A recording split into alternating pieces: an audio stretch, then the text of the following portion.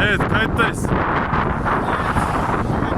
Haziran 2019. Oğlumla dün gelmiştik Erzurum'a.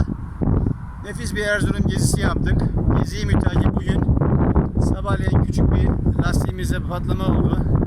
Onu tamir ettirdik ve şu anda Artvin istikametine yolumuza düştük. Erzurum'a çıktık.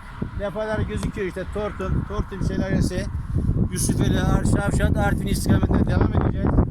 Yol güzel, hava çok güzel, çok mutluyuz. Bekle bizi Artvin ve Amasya'dan yaklaşık 2000-2500 kilometrelik bir tur olacak bu. Bugün başlıyoruz. Oğlum senin söyleyeceklerini de alalım bakalım. Vallahi benim arkamda çok bir manzara yok. Öyle tabela falan da yok. He. O yüzden benim kameraya bakarak çok bir şey Ben geçeyim. ben sana kamera veririm oğlum. Ben de şöyle geçeyim. He.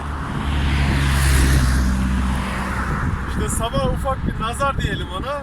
Evet. Sıkıntı çektim lastik bakımında. Akabinde Evet. biraz zor da olsa bu şeyi açtık. Sıkıntıyı açtık, öbür yerlerde bir takım problemler yaşadık. Daha sonrasında şehirden artık çıkış yerimize doğru yaklaştık iyice. Evet. Yol çok Sanayiye güzel. falan geçtik. Yol güzel, sıkıntı yok.